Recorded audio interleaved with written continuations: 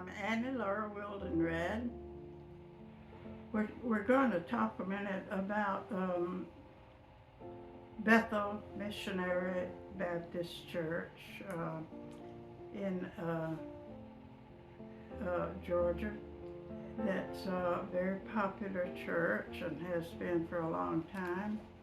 Uh, I know a little about it because that was my mother's church. The people in the neighborhood depended on Bethel Church for attendance because there was so much separation in the churches. The next church of that faith was far away, and so as a result, many people couldn't get to church. But fortunately, some men in the community decided that they needed a church closer together in the community, and where they could bring their children and their wives that could come. And so about 7 men, they began meeting. They decided that they would call this out and see how many men would be interested. And my grandfather was one of those men.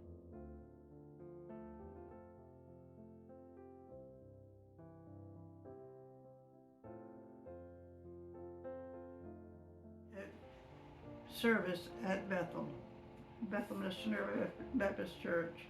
More or less, it has never grown to a large church, but it has. It still brings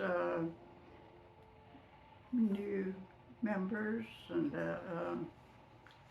everything like that. And I can see my mother dressing us for church. Little kids who didn't know too much about church, but she dressed us up and took us to church. And some other members did the same thing with their children. They finally got a little short service for the children, and it was building up. And that was very, very pleasing to the people in the countryside. So that I can remember my dad telling me that how some of the people came to church.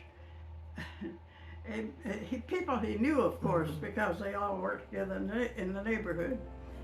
And he told me about one family.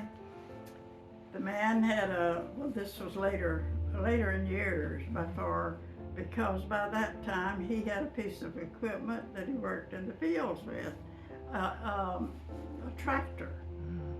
And he had 2 or 3 girls, and he loaded them on the tractor on Sunday morning, and they went to church. And an aunt of mine went to church with us one night to church, and she was telling me about Bethel Church. So the men were sitting in the park, and my grandpa had this little girl on his knee, and you can remember these little girls getting ready they're so smart and frilly and things like that, getting ready to go to church. So she was all dressed up to get to church, and she was sitting on her grandpa's knee, and my grandpa, and so